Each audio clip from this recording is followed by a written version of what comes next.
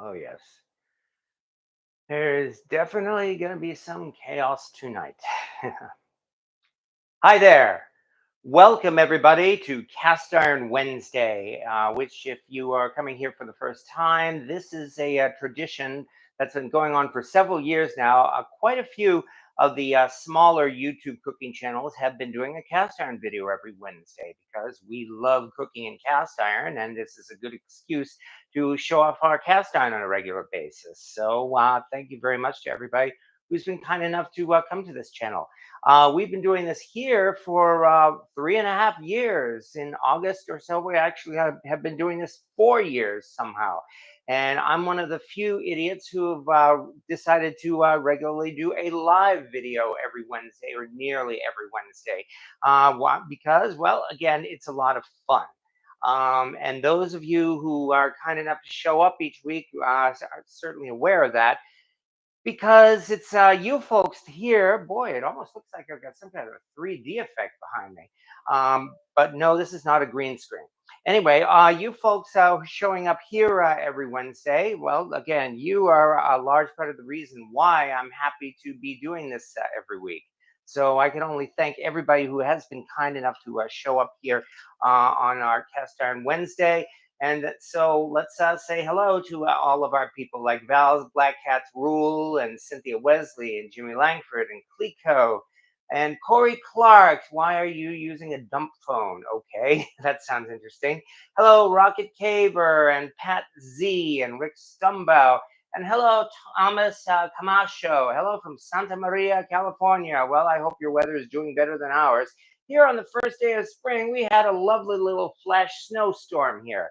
Didn't really amount to anything, thank goodness. But yeah, that's typical for the first day of spring here in the Northeast. So, and yes, hello as well, 20 Twin, and Jerry 1952, and Anthony.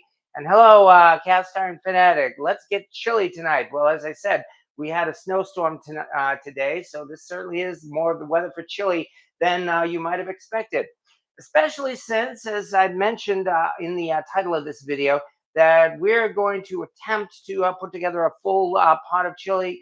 Well, the recipe by one of my favorite YouTube chefs, Brian Lagerstrom, the recipe says 30-minute chili. I'm expecting more likely for it to take at least an hour or so. I hope I'm wrong. But of course, there's only one way to find out, and that is to get started. So thank you to everybody. And yes, we will be seeing some cast iron tonight as well. I should say, over on the stovetop at the moment, we do have the Lodge 7-quart enameled Dutch oven coming up, and that's what we will be cooking the chili in tonight. And I'm hoping there's enough, that pot's big enough, because it looks like this is going to produce a nice amount of chili. On the other hand, we're actually going to be starting out by using something other than cast iron. Yes, indeed. Here, let me point you down to my workspace here tonight, where we are starting out. As soon as I can get this camera straightened out here. Here we go. We are starting out with a sheet pan. A nice aluminum sheet pan. This is one of several heirlooms I inherited from my mom and grew up with. It's actually a Nordic ware half sheet, and I know every home, well, not every home, but many homes have one of these. This particular one used to be mom's, and we grew up with this, so we cooked a lot of things on this. And we're going to be starting out. Okay, here's the thing. As I mentioned, this is Brian Lagerstrom's from his 30-minute chili video, and he starts out by doing something unexpected, and I'm going to sort of be giving that a try. You see, we need to start off by browning. This is about 2¼ pounds of ground beef here. Maybe I should even get out the rolling pin. That might not be a bad plan now that I'm thinking of it, even though he doesn't exactly call for that. And I'm definitely going to have to wash this thing off afterwards. But, okay, yeah, because what he does is, the first thing he does to brown his ground beef is to flatten it out. I'm not going to do this. Now I'm going to have to wash this thing off. Oh, well. Anyway, by spreading out giving it as much surface space as possible. And this is why he used a sheet pan for this instead of a cast iron pan. Because what he did was he laid it out and then he put it under the broiler in his oven to brown it that way. His claim was that it took about half the time to brown all of this, and he felt it was more efficient. Now, the broiler in my oven, as I found out, is not the same as the broiler in Brian's oven, but I've done what I hope is close to the same thing in that I have my oven right now preheated to 500 degrees. So we're going to start out by seeing what happens if we stick this thing in the oven at 500 degrees, and I'm hoping we end up with a fair amount of nice brown ground beef, or at least that's my hope. So here we are. We've spread it out as best as I can. I'm going to move this out of the way here. And like I said, the oven is preheated to 500 degrees, so this is not going to take very long. And we just simply stick this into the oven for a little while. Definitely going to have to keep an eye on this. He claimed to have it in the broiler for only 10 minutes. Although, since we're kind of baking this at 500 degrees, I think my guess is, well, maybe it'll take about 20 minutes or so. Well, we can certainly see. Hello as well to Louis J. Cast Iron Cooking and Rick Stumbow. Where's the onions? Well, the onions are right here, actually. I pre-chopped the onions. So, trying to make this go as quickly as possible. All right. So anyway, the actual recipe here, he started out by place ground beef on a sheet tray, flatten into a sheet, and broil on high for 8 to 10 minutes until it's browned on top. Allow to cool while you prepare the chili. While the beef is broiling, dice the onion. Check. We got diced onion. And actually, maybe I should move more towards my workspace rather than showing my ugly face. So anyway, we dice the onion, and we prepare garlic as well. I've chopped up several garlic cloves already. I tried to be as quick as I could. And now at this point, we start working on tomatoes. And here's the fun thing, the interesting thing that what he does, especially to give his chili, if you've seen that video, a lot of flavor, is he's got like about 4 different kinds of tomatoes here. And so I'm going to start out with this. He said his first thing is to drain some diced tomatoes. And oh, good grief, where the heck did she put? Every time somebody else does the dishes for me, they put all my stuff back so that I can't find them. Oh, good grief. Yeah, somebody else cleaned my kitchen today. So now I don't know where my strainer is. All right, well then I'll have to improvise. How about that? That means we'll just have to do it the basic way, and that is just by using the lid. So we've got a 28-ounce can here of good old diced tomatoes, and we need to drain this. So let's get over to the sink. Yeah, I think there's going to be a lot of moving around like this, although I'm going to try my best not to. And drain it. This isn't oil, so I can pour it down the drain. There shouldn't be any problem there.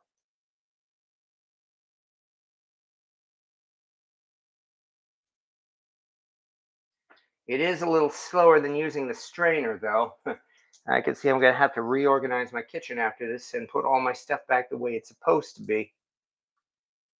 Nonetheless, this shouldn't be too bad. All right, let's try again. Yeah, I think it is starting to trickle a little slower here, so I'd say we're doing pretty good. Okay, so there's the first step. A 28 drain the liquid from the diced tomatoes. Hopefully that's the last time I have to move this over to the sink.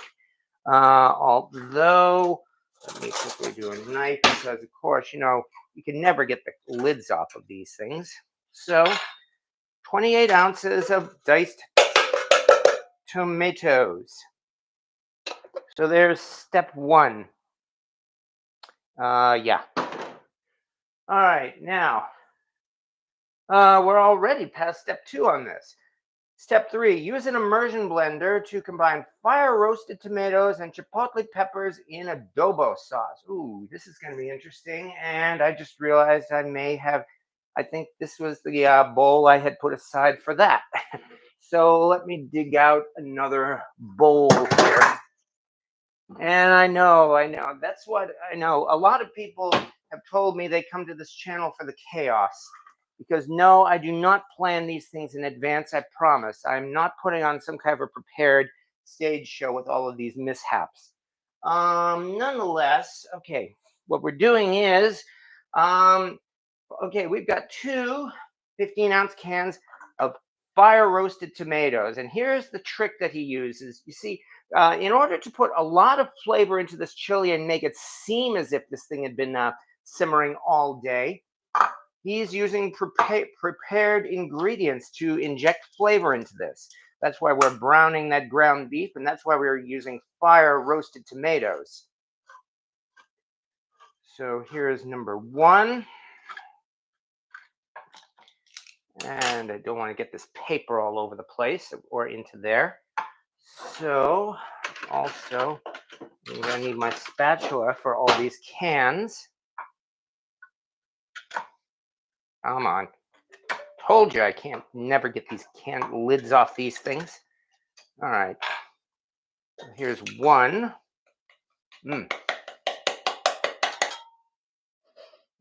Interesting scent to this. I will say that much, man.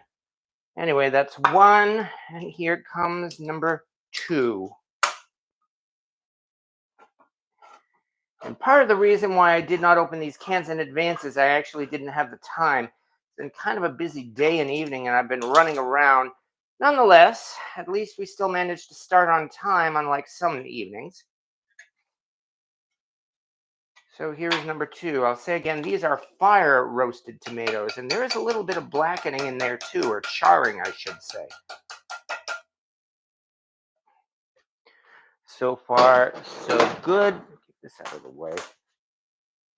And to this, we are supposed to add, here we go again with the screensaver on my tablet.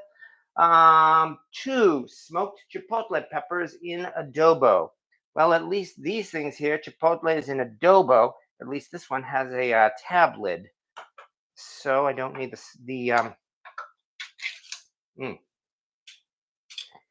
All right, so I don't need the can opener for this, and it mentions two peppers. So here's one, and here is two. All right, there we go. And to this, wow. Oh yeah, there's definitely going to be flavor in this stuff tonight. Holy cow. Right, let me rinse my hands off before they burn. Nice, not bad actually, not bad at all. All right, use an immersion blender to combine fire roasted tomatoes and chipotle peppers in adobo. Blend until smooth. Oh, that's good. There's another excuse to break up the immersion blender. An immersion blender is one of those things that I didn't realize I needed until I got one.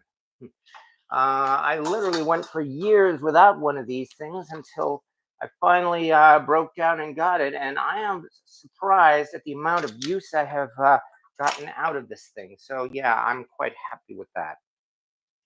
And here we go.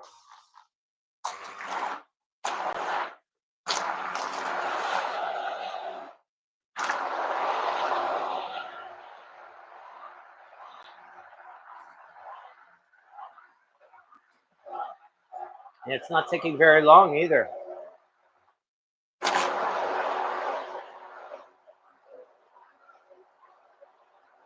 Blend until smooth. I'm not sure what he considers to be smooth. Although this is looking pretty smooth already.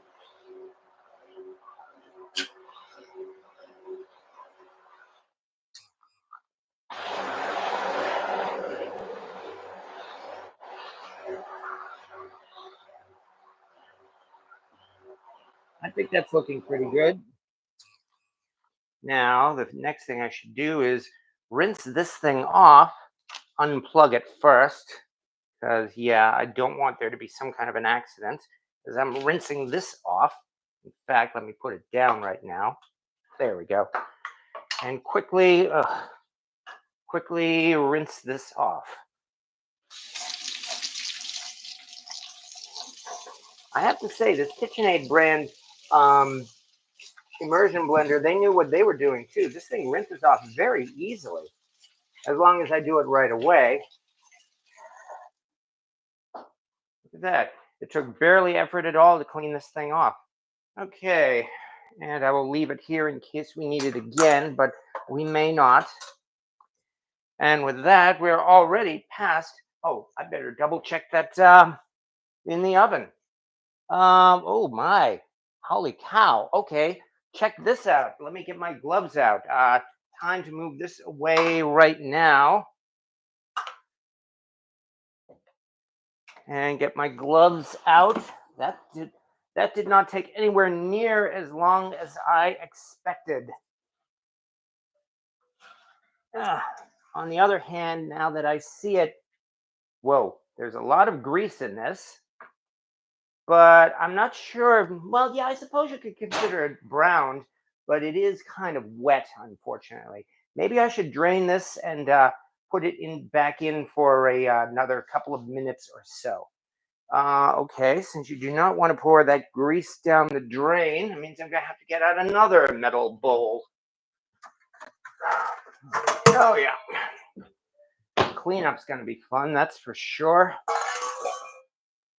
I'm sorry, I'm talking to myself here. Let's see about some comments here while we're at it. Wildcore, use an old can, throw it in the pot, more flavor. Yeah. Oh, the grease, you mean? Yeah, no, I'm not gonna get rid of the grease. And yeah, that's probably not a bad plan, throwing it in the pot. But right now, I still want to try to get this thing nice and browned. So that actually drained pretty easily. Crap, I didn't even show that on camera. Let's do that again.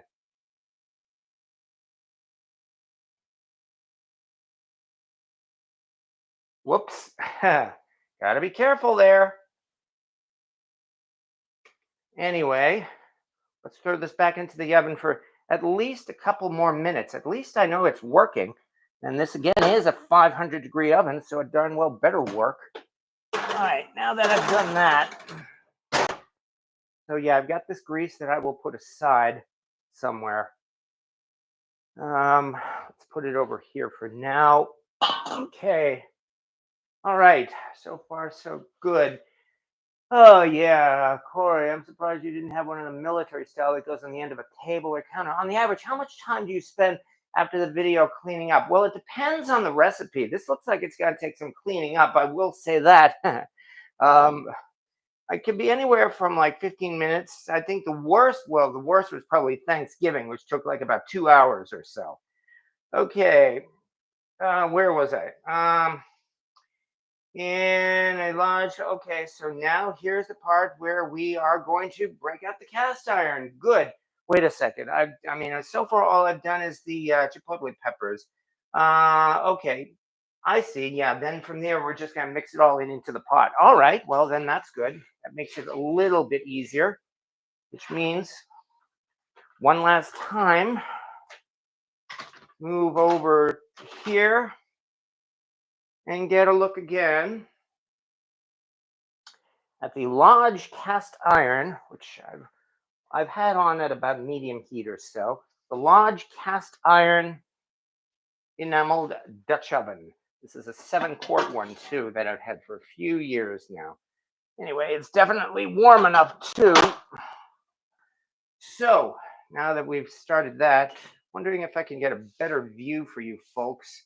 If I raise this up a little bit and then lower the camera angle, might be a little better.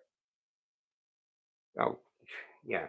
Tighten this so that it doesn't keep moving all over the place. There we go. Done on the low budgets as usual. Okay. Yeah, I like this. I've gotten a lot of use out of this red Dutch oven, and I'm quite proud of it.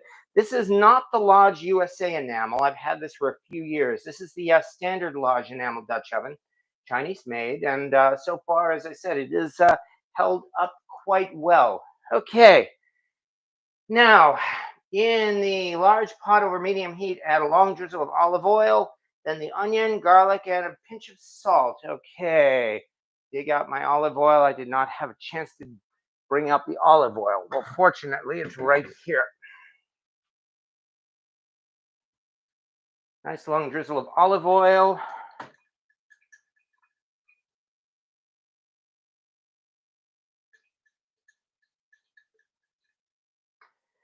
And that also means I need to break out my wooden spatula, which I guess for tonight is going to have to be a wooden chon, a wok shovel. All right. And that once again was good. So okay, and do the onion and garlic, and then we sweat the onion until softened, about 5 minutes. So I have this and this. Here we go. At last.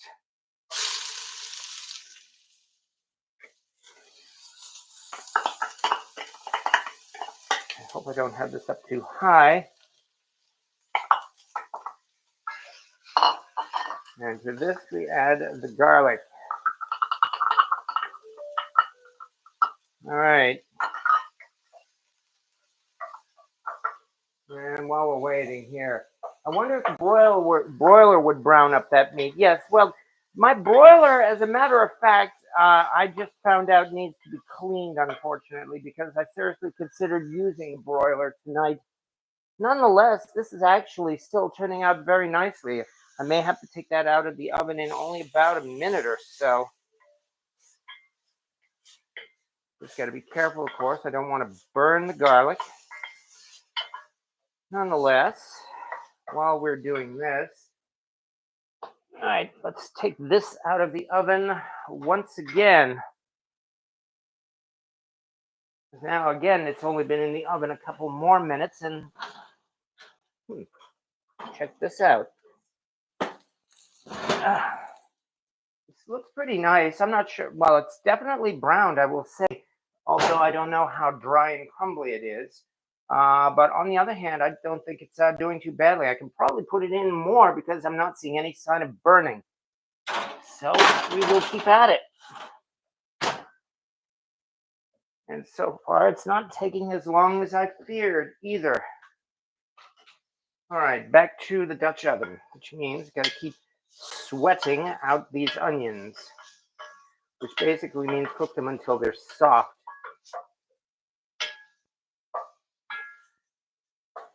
And there is no difficulty to that, at least. While we're doing that, I better prepare for the next step, which is after this.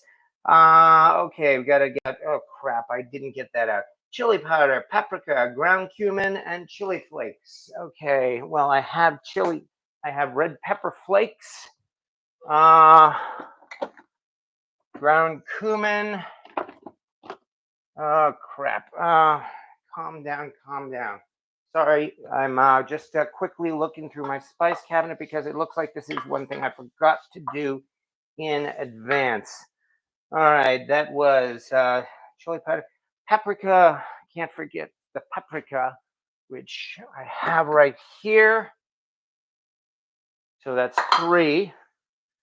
Ground cumin, chili powder. Oh yeah, chili powder. Of course, it's chili. We have to have chili powder. So let me as best as I can, and I know for a fact I have chili powder. I used it only recently. Parsley, coriander, oh, salt and vinegar seasoning. Here it is, chili powder. I knew I have it. Okay, good. So we are in luck. All right, glad I did that. But now let's get back to here again before these things start to burn. Of course, more likely to burn would be the seasoning, so I definitely have to be careful. All right. Yay, chili powder isn't stuff. Yes, I heard on the news today that people are snoring nutmeg to get high. Well, that kind of wouldn't surprise me, but I don't even know how they got started on that. On the other hand, anybody who knows the South Park cheesing episode will know that people will do anything to get a buzz, and I mean anything. All right, and somebody says double that there cumin, which could very well be. It's not a bad plan. I may actually consider that. Okay, now, okay, here's where Oh yeah, we're not skimping on the chili powder either. They're telling us to do half a cup of it. So I'm gonna dig out my utensils here. That's actually what it says. It says half a cup of chili powder and then a quarter cup of paprika. So yeah, we've got a lot of this. All right. Which means I may actually have to end up restocking these things, but okay, it'll be worth it. All right. So half a cup of chili powder. Yeah, I'm gonna need more chili powder after this. In fact, hell with it. There we go.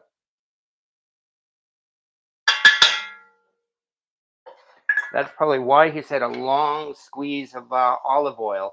Because, in fact, I might even want to consider adding more of it. Did I put the olive oil away? No, I didn't. It's right here.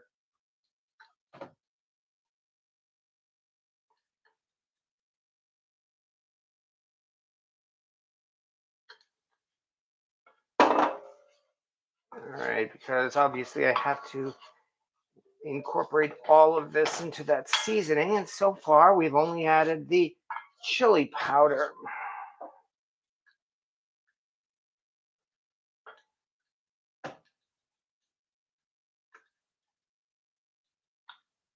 He didn't specify the amount of olive oil. I'm suspecting it might come to like about a quarter of a cup or so. Well, this is actually not so bad. Next up, a quarter cup of paprika.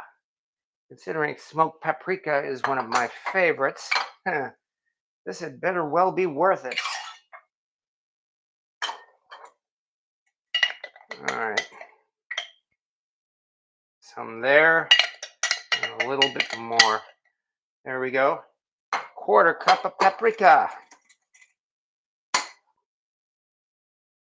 Oh yeah, I'm gonna have to go out spice hunting this weekend. That's all right. Even though smoked paprika is not as easy to get as chili powder, I do know where to get them. So anywhere off to this much start, and yep, here comes more olive oil.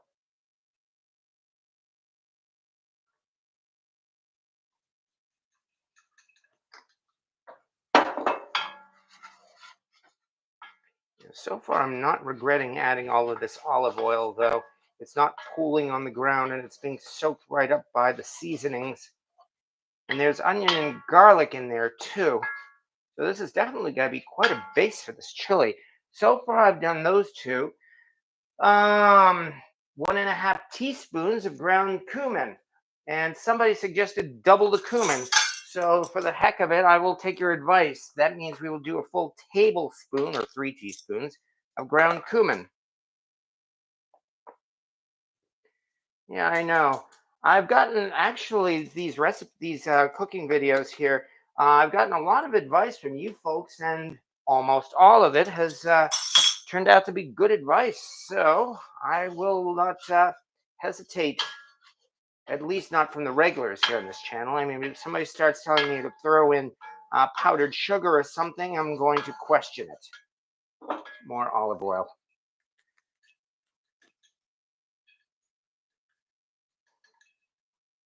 Considering we're just about done, I think that's probably all the olive oil we're going to need.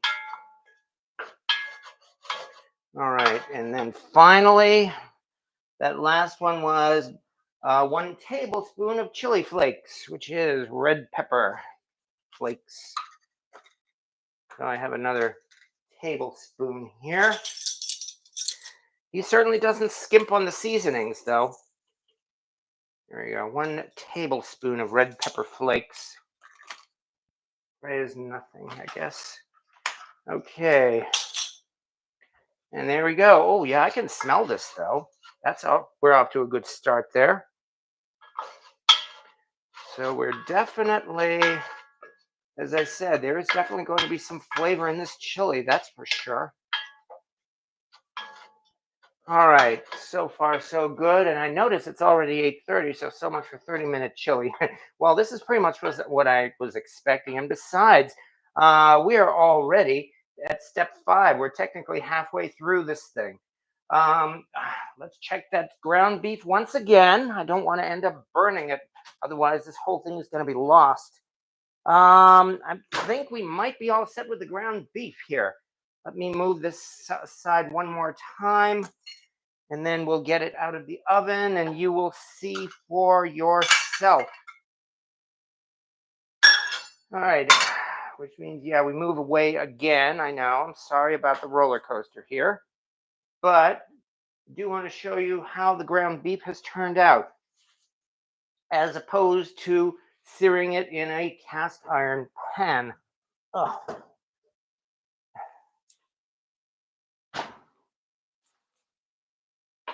Not looking too bad, I would think. There are some darker parts. There's more grease, of course, to drain. So, not bad. I'm not sure if folks would consider this to be an acceptable method to try yourself, but I have to say I'm not complaining too much about the results here. All right, let me get out that bowl again. Drain some more of this grease carefully.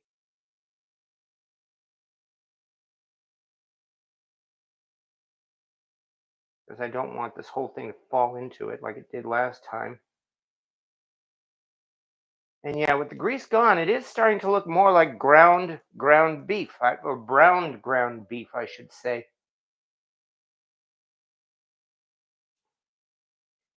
So based on this so far, let me put this hot grease to the side again. I do try to go for as few mishaps as possible, especially dangerous ones. Based on this, in fact, if you want to get a closer look at it here, folks. All right. Okay. Good pot chili has layers of flavors, which is kind of what we're aiming for here. So I think the stove ate half of it. Yeah, it certainly did seem to shrivel up, didn't it? I think maybe, yeah. Oh, yeah. This is definitely dried out. All right. I think we're at the point where we're probably done with it. So I can even turn off the oven, save some gas that way. Where is it? I'll clear off. Ugh, I'm not even thinking tonight. Okay.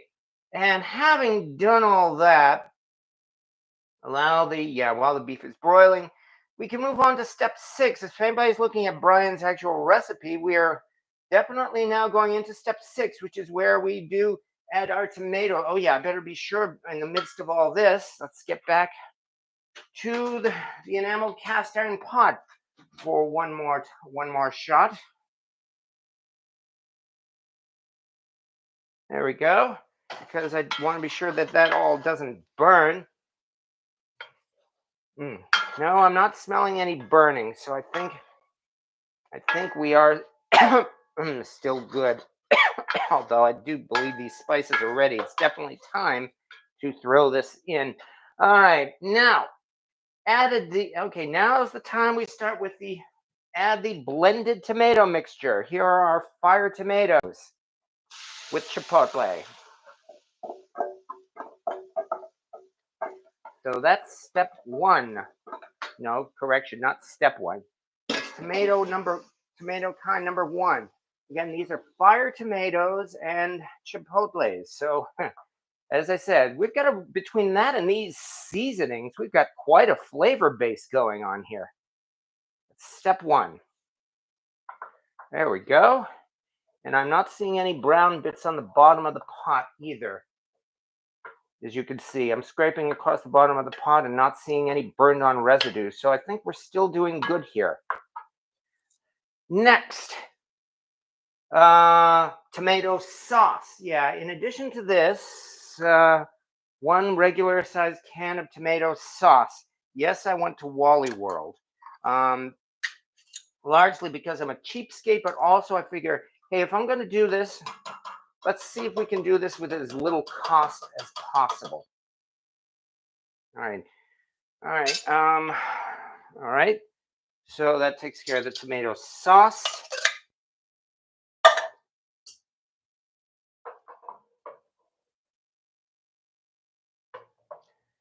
Into this, we next throw in those drained diced tomatoes. Let me double check. Nothing in here in this recipe said to grind up or use the immersion blender or anything on these diced tomatoes. So that's exactly what we need to do. I think I need to drain a wee bit more liquid, but not much. And here are diced tomatoes going into the pot.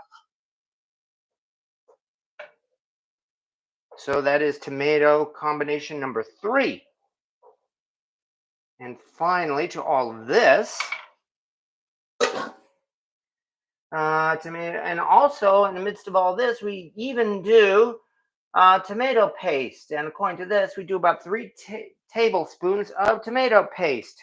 So I've got 1 more can to work on here.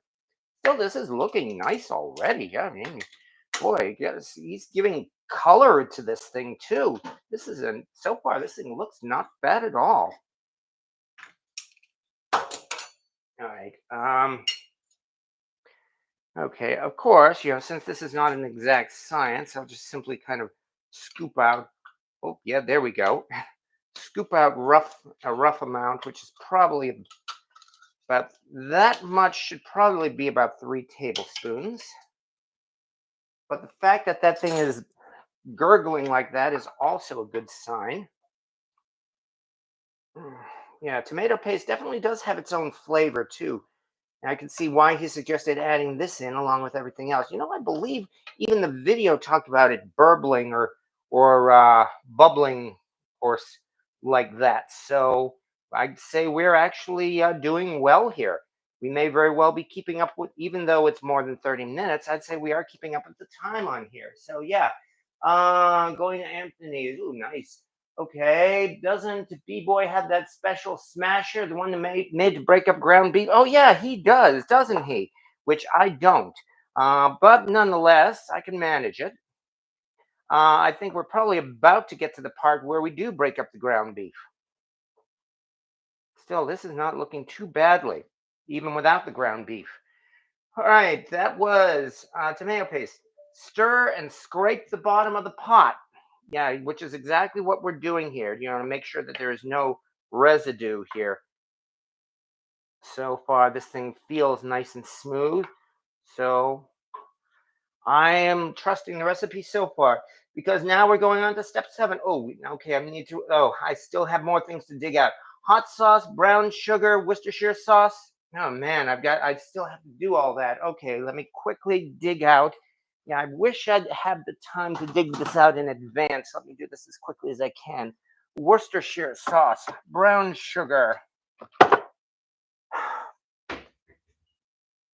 Okay, Worcestershire sauce, brown sugar, cider vinegar, which I have plenty of, but yes, I do. Then where did it go?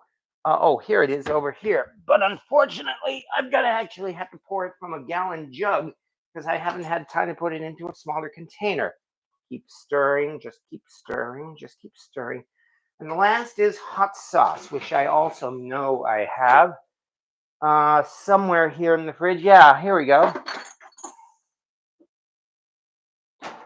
We definitely have hot sauce, no worries. Ooh, yeah, that thing is spitting all right. Better keep stirring. However, now that we have this, time for the next set of ingredients here. That was step 7. Add hot sauce. 4 teaspoons? Yes, teaspoons, not tablespoons. 4 teaspoons of hot sauce. 4 teaspoons is still more than 1 tablespoon. Wow. Okay. All right. Well, in that case, then we can do this. 4 teaspoons is 1 tablespoon, plus about another 1/3 of that.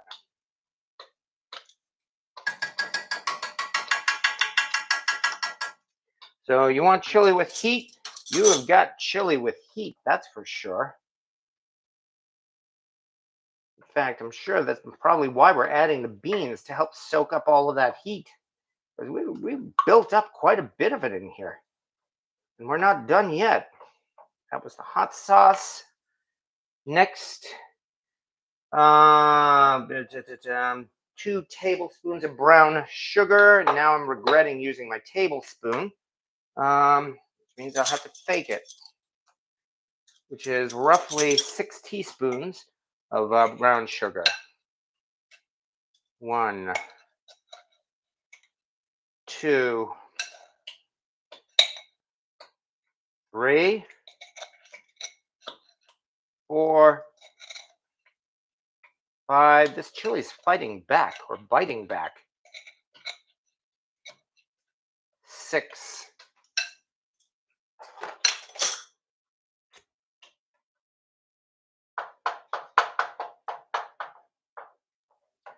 All right. There's 2 tablespoons of brown sugar. Oh, yeah, even that little bit, I can taste that hot sauce, that's for sure. I hope that's enough brown sugar, in fact. And to this, we do 2 tablespoons of Worcestershire sauce, too. Huh. Well, here's where I can actually use the same tablespoon, and it'll kind of also get rid of the rest of the hot sauce residue. So here's 1. Oh, yeah, you chili heads are probably going to like this, using all of this Worcestershire in here. I love Worcestershire sauce myself. And to me, there is only one kind of Worcestershire, Lee and Perrin. There is nothing else. Nothing else is Worcestershire sauce. Just keep stirring. Just keep stirring. Oh, I can smell this now. Oh, nice. Not quite at the point where it would clear your sinuses, but it's close. All right, now. Okay, cider vinegar. Oh, here's the thing. Beef bouillon paste. Well, no, I do not have beef bouillon paste. Well, I do have our good old bouillon cubes. He mentions bouillon paste, bouillon paste. He mentioned 3 tablespoons of bouillon paste. I have no idea how much that might be. So, for the record, then, I'm not sure if I should do 1 packet or 2. And where did my mouse go? I kind of covered up my screen here. And hello, Papa Dan. Nice to see you here tonight. Yes, it is. It's pronounced Worcester in Massachusetts, and I should know. I used to live in Worcester until I moved here to New York. Although technically you can call it Worcestershire, and I don't see why that's so hard, because people know how to pronounce bratwurst, so you should certainly know how to pronounce Worcestershire. All right, I'm gonna do 2 packets here. We're not skimping on the flavor, that's for sure. Besides, in the recipe, he said if you don't have bouillon paste, double the Worcestershire. So, there we go. Where did my spatula go? It's right here in the sauce. Okay. And a reminder, if you are using an enamel cast iron pot, do not use metal utensils. It could indeed scratch the enamel. And that's no joke. I am amazed at the number even of professional YouTubers who regularly use metal utensils on their enameled pans and not just the cast iron. Of course, then again, they probably don't mind buying replacements, or more likely they have sponsors who send them replacements. But yes, that's why I do make a point of using only wooden or plastic utensils in my enamel. All right. And with that, we're actually past, oh yeah, and some salt. It mentions here about 2 teaspoons of salt. Salt. Here we are. about 2 teaspoons of salt. That's probably enough.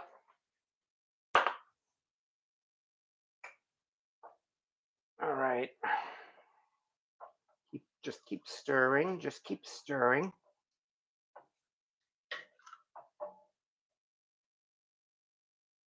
So far, so good.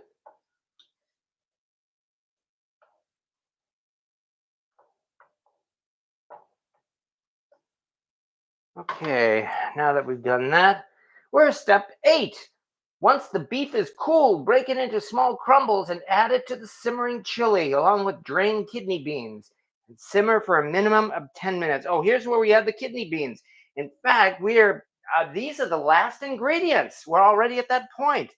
So yeah, I'm gonna have to break up this ground beef as best as I can, aren't I? And I've got to do it fast too. Okay, well then, since I don't have that, guess we'll just have to do it the hard way. And oh yeah, I can see this is why he mentioned breaking it up. Look at this. This thing is definitely hardened here. I'd have to say this method I think was indeed a success. But now I do indeed have to break this stuff up as best as I can and as fast as I can, because at the same time, gotta keep stirring the pot. Okay, time to improvise once again. Since I don't have one of those thingies for breaking up ground beef, I've got to quickly think of something else. Here in my kitchen, looking over my utensils, trying to think out of the box. What do we have here but a pasta fork? Say if I used a pasta fork and this thing.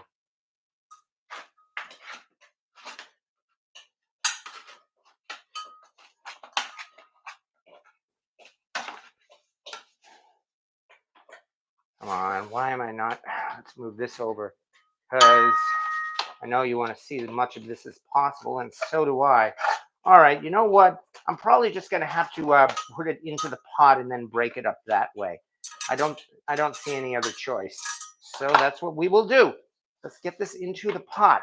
It's already cool enough for me to hold with my hands, thank goodness. And let's get back to the pot. Start adding it. But anyway, that was an interesting way of browning this ground beef. I will say that. Don't want to get rid of this extra flavor here.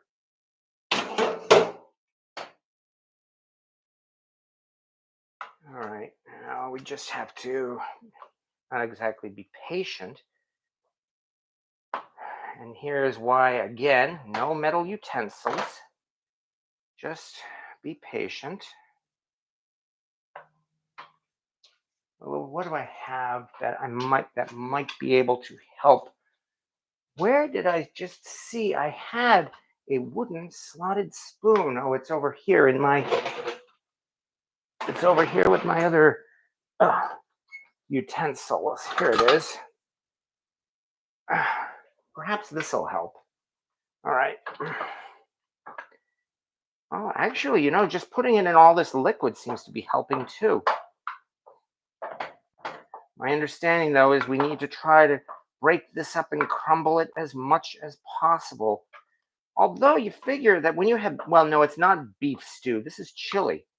I'm guessing that's why he wants it as ground up as possible. Well, nothing to do but just, I wonder if the immersion blender might work. I've just had a thought.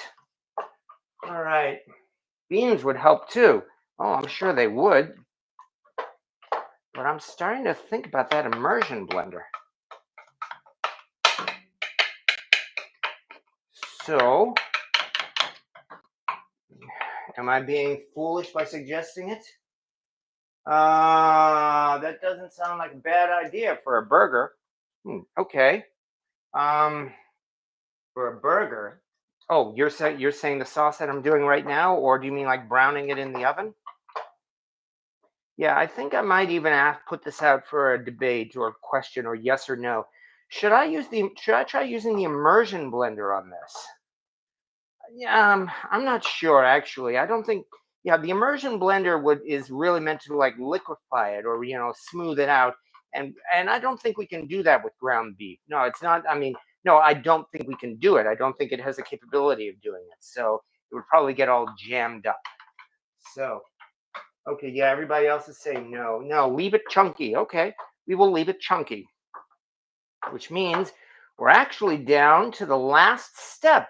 There weren't as many steps in here as I thought, and that would be the last step would be the beans. Here's the part where we anger about 10,000 Texans, and probably about 11,000 Texans will say, yeah, do it. And that is, well, I've got to drain these beans. We don't need more liquid in the pot.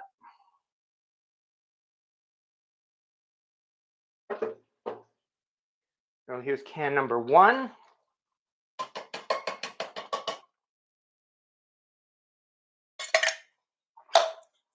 Here come there. We need to do four of these size cans of kidney beans, and I specifically chose dark kidney beans on the hope that they would have the most flavor, or at least they'll give it some good color. However, yes, we definitely do need to mix these things up here. We can't just serve it right away. All right, that's two.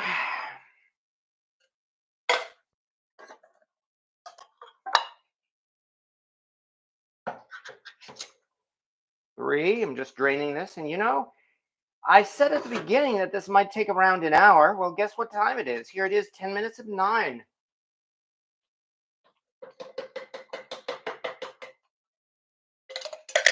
So we're actually not doing bad at all for time here. And I'm draining the last can of beans right now. I'm draining it in the sink for the record. I mean, it's just like a thick vegetable broth. Again, it's not oil. In fact, let me check here. Water, sugar, salt, calcium chloride, which is, I thought that was salt. Oh no, that's sodium chloride. Okay, but nothing about oil. So there we go. Here are all our beans. And the one reason why I like beans in chili, even besides the flavor, and yeah, there's a lot of flavor for these beans to absorb. Even besides the flavor, it increases the volume of the chili and it will feed a lot more people. And considering that I'm going to be taking this to a friend and her kids either tonight or tomorrow, I'm glad to be able to present them with what is turning out to be a big pot of chili here. Okay, so now it's really just a matter of letting it all simmer, I think. All right, well, this bean's done its job. Yes, I am gonna have to have, well, I've got to, okay, now I just have to keep breaking up the ground beef. But look at that. Let me see the last steps. Let me do that screensaver once again. If the chili is too thick, add a bit of water or stock to achieve the desired consistency. And finally, taste the chili and adjust seasoning if needed with additional salt. Oh, did I include apple cider vinegar? I forgot the cider vinegar. All right, then that's just one more thing to move in to do it. And it only says about 1 tablespoon of cider vinegar anyway. So, considering that this is a gallon jug here, well, there is the vinegar. And all of this is why we use an enameled cast iron pot. Between all these tomatoes, and that vinegar, yeah, this would do some work indeed on the seasoning on any bare cast iron. Well, what did they do for centuries when they made it? Well, yes, they did. And I'm no doubt that the seasoning probably had decades, if not centuries, of a buildup on it. So it's not quite the same. However, now that we've done that, finally can have a conversation here. I've been so busy working on this recipe here, I really haven't been able to read your comments much. Anthony, I like the chunky style so you can play with your food. Now that looks like chili. That looks like chili if a cowboy cooked one. Yeah, well, thank you very much, since I am no cowboy. And yes, I know there is a certain cast iron cowboy cook that a lot of people are fond of. I'm kind of indifferent. No, I don't hate the guy. It's just he's not my style really more than anything else. Also, he gives bad cast iron advice. Yes, I will say it. Kent Rollins, Cowboy Kent, gives bad cast iron advice. And we could certainly go into that if you want, in fact. He has indeed recommended grinding down cast iron pans. I forget if that includes vintage or not. He's another one of those fans of never use metal utensils in your cast iron, even the bare cast iron, which I think is pretty silly. And there are other things as well, but oh yeah, I believe he's even mentioned throwing cast iron into the fire to clean it. But that's as far as I'm going to go. I'm not going to spend a lot of time bashing Cowboy Kent because, like I said, in general, I'm just indifferent. It's like, okay, he's there. That doesn't mean I have to watch him. Anyway, okay, let me shake the magic 8 ball to tell you whether or not to use the immersion blender. Well, at this point, Rick Stumbow, I think we're already set here. But thank you very much. Okay. All right, Cowboy Ken is a terrific cook, but oh, the shenanigans. Yeah, yeah, that's the other thing. I know. I'm not a fan really of intentionally clowny uh, movements and mishaps and gags and all that. But never mind. I'm not Cowboy Kent. If you want to watch Cowboy Kent, watch Cowboy Kent. End of story. Okay, and yes, he is a good cook too. I mean, I will say his dishes look pretty darn good. But getting back to that, this looks like a pretty darn. This is a pretty darn good looking chili. I mean, Brian Lagerstrom really knows his stuff. But as I said, I mean, I have followed him for a while because he does some great stuff, and he is one of those chefs that does things that you feel like you could make and that you want to make.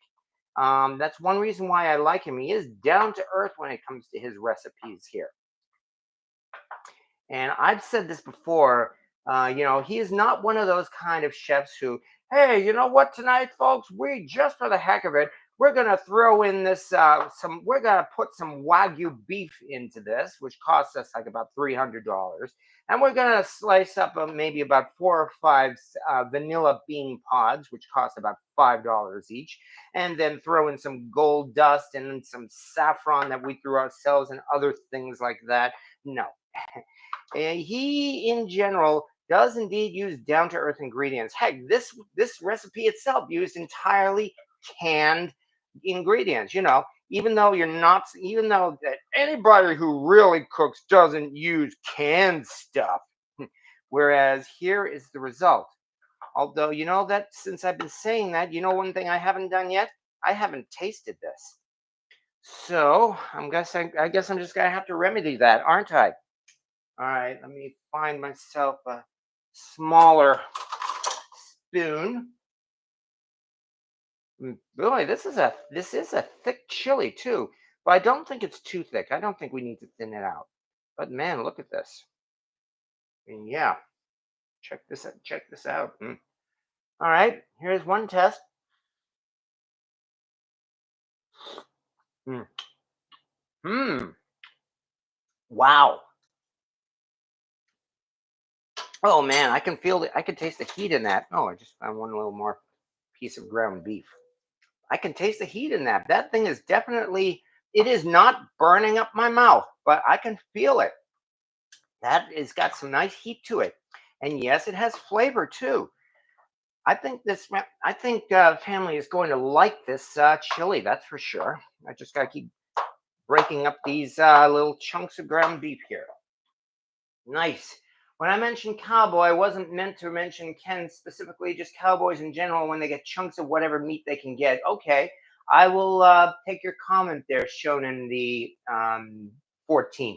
So, yes, I will agree that I probably shouldn't have been just bashing Ken about that because there are indeed and not just quite a few cowboy cooks out there, but of course there is all the great history of of the cowboy cooks. Despite the fact that in the movies, cowboy cooks are usually shown as terrible cooks who regularly burnt beans and burnt coffee, when in fact, quite a lot of times, they produced something like this. Actually, yeah, considering the way we used all these canned ingredients, I think a cowboy probably would have killed for something like this. Nonetheless, yeah, because look at this. We built, it has been an hour. It's 9 o'clock.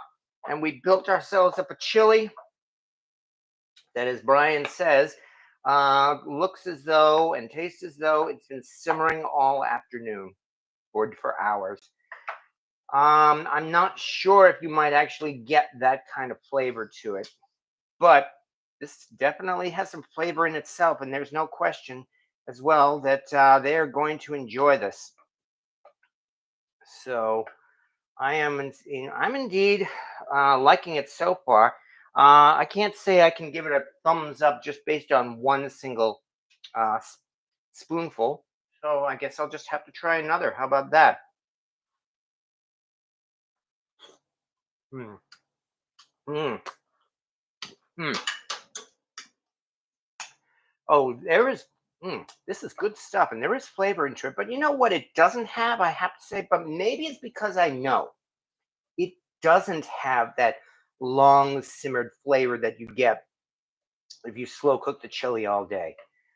But it does have an intense amount of flavor, yes. And somebody said that if I were to just leave this in the fridge overnight, that would definitely help it too. Help the flavors blend together. But I could easily serve this now. And but yeah, on the whole, well, even though this was more like a 1 hour chili, it's still a 1 hour chili. Look at that.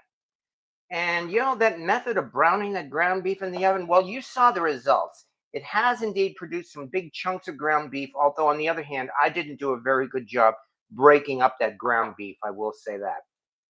But it certainly cooked it. I did not see any red at all in that ground beef, and this was fresh ground beef too. So I'm not. So I would have to say, in that respect, I would think that I would call this chili a success. Needs more onions. Yeah, I did put an onion in this in the beginning. Yes, that they love a good steak. I watched Lewis and Mudbrooker in this one. Well, thank you very much, Corey Clark. Chili with homegrown veggies is the way to go. Well, of course, with as with any recipe, if you wanted to make this yourself, you could, of course, add your favorite chili ingredients. I mean, if you normally put other veggies in your chili, put it in this, for instance. I'm remembering that Cincinnati chili I made that turned out to be absolutely wonderful. You might even try serving this over spaghetti or pasta rather than on chili dogs, or for that matter, serve this on chili dogs, or even cut up some dogs and put it into here. But yeah, this indeed is our home, our 1 hour. Yeah, I'm gonna call it 1 hour chili because no, it wasn't a 30-minute chili. Part of it, of course, is because I did this live here, and all this talking and trying to demonstrate all this on camera certainly did slow it down. Regardless, whether you call it a 30-minute chili or a 1 hour chili, this is not a bad chili. So, yay, thank you again to Brian Lagerstrom for both for the inspiration as well as the recipe. And I'm definitely liking the results of this. So when I get this to the family tonight, I'm hoping they like it. I'm gonna have to try to get some good light and see if I can snap a couple of photos of this, because this is definitely something that I should keep a photo of it some for uh, storage in some way or another. All right, let's see what I can do here. Maybe about here. Yeah, this looks pretty good.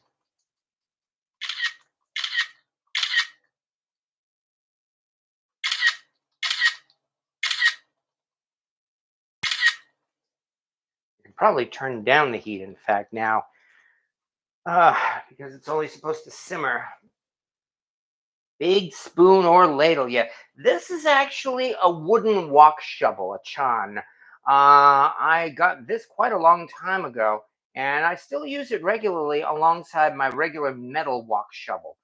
partly because you know how on these videos, one thing people often complain about is the scrape of the metal wok shovel against the cast iron surface of my large cast iron wok. And in some instances, so with a number of my cooking videos, I have indeed used this wooden wok shovel instead, especially to help pacify those folks. Speaking of the large cast iron wok, some other comments that have come up fairly recently is I believe it was by Rick and a couple of others saying that they want to see more wok cooking on this channel. So because of that, I'm going to commit myself next week, next Wednesday, Cast Iron Wednesday, to doing a wok video. We're going to do something in a wok. I've got a week to look it up and we will figure it out. But we will be doing wok cooking in a week. And who knows, if we need to do more wok cooking on this channel, maybe I'm half thinking maybe I should make the last Wednesday of the month Wok Wednesday. I mean, just like the first Wednesday of the month now is pretty much the rack. That's where we do a Q&A session. That's 2 weeks from tonight, not tonight, but 2 weeks. Whereas maybe for the last Wednesday of the month, we might want to do a wok video on a regular basis. You do a version of this and we'll silently judge you. Okay. Yeah, Louis, if you want to do this and compare it to mine, feel free. This isn't my recipe anyway. This is Brian Lagerstrom's recipe. So yeah, feel free to see if what you think if you put this recipe to the test. And besides, you will probably do things to this that I did not, like break up the ground beef better than I did, for instance. So I would say give it a try. And on the whole, it really wasn't that expensive. I mean, you have to get 2.5 pounds of ground beef and a bunch of tomatoes in cans, of course. But for the large part, there's really not much more to it. Is that a 5 or 7 quart Dutch oven? This is a 7 quart Dutch oven. So yeah, I mean, this produced a lot of chili. If you used a 5 quart Dutch oven to make this, it might barely fit or it might even overflow. So if you're doing this recipe as stated on Brian Lagerstrom's video here, I would recommend a big pot, whether it's cast iron or otherwise. I mean, yeah, I know I've got my huge stove Dutch oven, which I used this weekend for the corned beef. That's almost twice the size of this. So this would come up to almost halfway of that stove Dutch oven. But as it is, I think we've got a nice amount right now. So far, so good. They're famous for putting cinnamon in it. Well, you know, we could too. There is no reason at all. Oh yeah, that wood thing is bigger than I realized. It's the size of your typical wok shovel. And if you go to any Asian market and look at their wok shovels, they're not small. They are pretty big things. So yes, this is a nice size. And as you can see, it works great. And what's more, by the way, I got this dirt cheap. And I've had this for at least 10 years too. Um, they sell these things at any decent Asian market for not pennies, but they are not expensive. Wok shovels can be expensive, but they sell many of them that are, as I said, dirt cheap. And these wooden wok shovels are not expensive either. It is definitely worth it to take a trip to a foreign market if you can find one. If you have a foreign market in your area, go visit it. You will find something interesting at a foreign market, and I can't tell you what it is because I don't know. It differs for everybody. But I love browsing foreign markets for precisely that reason. You find all kinds of weird stuff and a lot of useful stuff at foreign markets. I make a point, if possible, of buying most of my spices at foreign markets.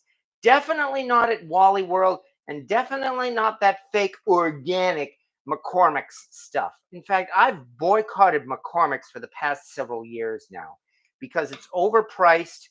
It's good quality, but it's way overpriced, and they are price gouging it.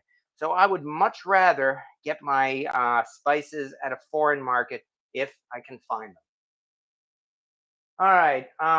Yeah, cheaper spices at foreign markets. Exactly, Anthony. You're exactly right. I prefer a bamboo spatch, more contact. C-Dub said her video froze. Oh, I'm sorry to hear that, Rick Stumbow. Yeah, it didn't sound good to me. Oh, okay. I think she put in airplane mode. Okay, still keeping my chickens local. All right, so I guess only one person at least. We make ours in the Magnolite. Well, you could certainly do that. It is true that that tomatoes can react with aluminum, but you know I've made pasta sauce in my Magnolite Dutch oven, and I really can't say I've had that kind of an effect, or at least I haven't noticed it. So, in fact, several times I have made baked pasta in the completely in the Magnolite Dutch oven. So, I mean, if you want to give it a try, go ahead. But yes, you will need a big pot for this particular chili recipe here. Again, whether you use cast iron or a big Magnolite pot, or whatever stock pot you might have. Either way, I think I just got a text. I'm hoping everything is doing okay. Oh yeah, let us know when you're on your way. Yeah, they're already expecting it. Expecting it. Let me send a reply text. Um, let me. Okay. I am still live on YouTube, comma, look yourself and you will see the sauce, the chili, full stop. And I think it turned out great, full stop. Okay. All right. I know it's not going to be much longer anyway, folks, because after all, we accomplished what we set out to do. But I'm still kind of like basking in the the scent as well as the victory here of accomplishing this chili. I think this turned out very well, probably better than the Reubens I made last week, which were good, yes, but I don't think I did the greatest job cooking them. This, on the other hand, I feel like this turned out not bad at all. Or you could do it in a well-seasoned cast iron. Yes, you could. Hello, Mr. Majors. How is everyone? Well, everyone is doing good. As you can see from the video here, we have cooked ourselves up a huge, and this is pretty darn big, pot of chili. And even though this is indeed a very thick chili, I would not call this too thick. I mean, if the family wanted to maybe add some additional liquid to it, I would not object to that. But on the whole, this is this is one heck of a chili. All right, she is. She just having problems with the local cell tower. Okay, well that helps that. All right. Do you need an enamel pan for this with the tomatoes? Well, as we said, Anthony, I mean, this will certainly affect the seasoning on a cast iron pan. If you've got a cast iron pan with years and years of seasoning built on it, you can make this. If you don't, if you just got a cast iron pan that is good in season, this will affect the seasoning and you may actually see the difference.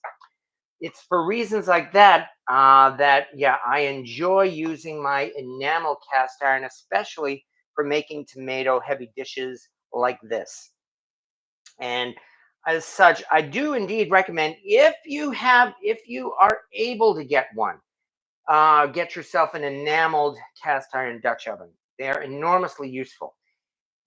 Your first cast iron should be a bare cast iron 10-inch skillet, such as a lodge skillet. Your second cast iron could be a 12-inch skillet, or maybe a bare cast iron Dutch oven, or really whatever you want it to be. But somewhere along the line, maybe number 3 or number 4, it would not be a bad idea to get yourself an enameled Dutch oven. A cheap enamel Dutch oven is not a bad thing either. However, you'll probably only get maybe a few years of use out of it because the enamel will craze and crack. That's happened to me already. Not on this one, but I have had a couple of cheaper Dutch ovens, and that is what's happened. Not the iron, the enamel. I cook acidic stuff all the time in cast iron, never hurts it. Well, then keep on doing that, Deep Hell Pal. Oh yeah, and Deep Hell Pal, I'm sorry that I did not make this chili in the lamb mold. Needs tortilla chips and some cheddar cheese. Heck yeah, solid pot of grub right there, bud. A bowl of that with the usual suspects for add-ons like onions, sour cream, and a little cheddar and some Fritos, and you'll be in a coma in no time. I have no argument with that at all. This is indeed quite some chili here.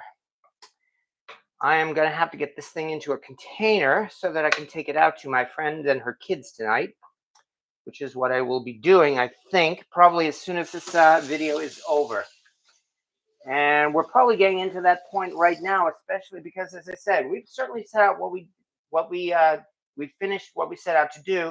I'm actually turning off the heat right now because, after all, this is a cast iron pot. It's going to keep it nice and warm, no question about that. But thank you very much for the good word, Mr. Majors. Thank you so much. I will say again, and I will give credit where credit is due. This is Brian Lagerstrom's so-called 30-minute chili. It took me an hour to cook it, but an hour to make a pot of chili like this is nothing to complain about. And that's still something you could do on a work night. Oh man, is this ever good stuff. Yeah, Brian Lagerstrom, as I said, he is one of my favorite YouTube chefs. I feel he's very down to earth.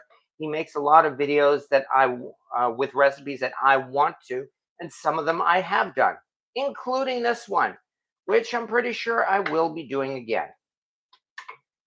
All right, and yeah, exactly. Cornbread, yeah, you can put cornbread in it, of course. It's your chili. You could add whatever you want. I've been busy running around with this. I have not had time to do cornbread, I'm afraid, but there's absolutely no reason why you can't. You should have an Easter ham show. Well, for Easter, here's the thing. Speaking of my friend and her kids, I've invited them to come over here for Easter. And unfortunately, we're not going to have a ham, partly because she doesn't eat pork. But the other thing is that she's Jamaican. And especially for that, even though it's not exactly traditional for Easter, I'm going to be doing jerk chicken on Easter Sunday, combined with an interesting Jamaican Easter or holiday dessert that I had never heard of until she told me about it. Jamaican bun and cheese. Look that one up, folks. Write it down. Jamaican bun and cheese, because that's what we're going to be having on Easter Sunday, along with jerk chicken. And I'm definitely going to need some kind of a vegetable to go with it. Maybe by Easter, they'll have finished digesting this chili here, in fact. So, you promised lamb mold things for Easter. I'm going to try to find time to do a lamb cake for Easter, yes. I mean, there is always the day before Easter. I'll see if I can manage that. I'm unfortunately quite busy, I have to say, not just with this channel, but with my job. Also, it seems like my personal life has gotten kind of busy lately. Nonetheless, I will do what I can.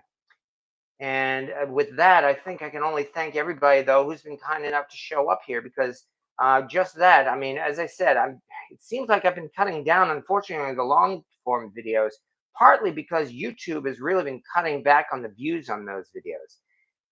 Nonetheless, I'm still going to be doing them. I'm not giving up on them. I'll just be getting them done as often as I can. And yes, busy is better than bored. Well, thank you again. Okay, thank you, everybody, folks. You don't have to lay it on too thick. You don't have to lay it on at all. In fact, with the compliments, I don't need them. But thank you for the good words. Yeah, and of course, you can't go wrong with Brian Lagerstrom's recipes. I like how he provides substitutes for ingredients and equipment to ensure anyone can make them. Yeah, as I said, he's really a down-to-earth type of guy on his channel, and I certainly like that. So, Morris seems wrong not to have it at a baseball field of some sort. Christina had to check you out. All right. Well, on the whole, as I said, I'm quite happy with how this chili turned out, which means at this point I'm definitely going to have to call this an evening because I've got to get this chili ready for delivery, as well as I've got a mess to clean up, and I'm going to be preparing as well for next week, where, as I've just promised everybody, we're going to do Wok Wednesday next week. We're going to do something in the cast iron wok, and we'll see how that all works. And then, of course, you know what else comes after next week? Next weekend is Easter. Not this weekend, but next weekend. So we've got that all to look forward to. And that means we all have some good cooking to do. But even until then, well, above all else, though, folks, Really, I can only hope I've done my best to entertain you, though, as always, because that's really my whole point of doing this channel is to have fun with cast iron. And having you folks here really helps make this so much fun. This really makes it more of an experience that I very much enjoy and want to keep on going for as long as possible. So thank you very much for everybody for helping to take part in this channel. Because, well, as I said, it wouldn't be the same without you. So thank you, everybody, folks, and thank you as well for the good words here for Rocket Caver and as well. Yeah, happy heartburn, William Hurd. You're exactly right here. I'm sure they're all going to after they have this chili, they're probably all going to have to be opening the windows afterwards. But thank you, everybody. Hello, for Rick Stumbow, and thank you, everybody, for coming into my kitchen here tonight. And Celine 77 star 99 and David Skullark, yes, and nice to see you too as well. And yeah, Kliko and Alma Wasilewski, and thank you and everybody. But thank you all for taking your time here, and I can only hope this has inspired you to do some cooking because, well, that's the whole thing. I mean, this is all really the most important thing is if it's not fun, why do it? And yeah, the cooking really makes this a lot of fun. So thank you everybody for your time here and have yourselves a good evening, folks. So once again, we'll see you all next Wednesday.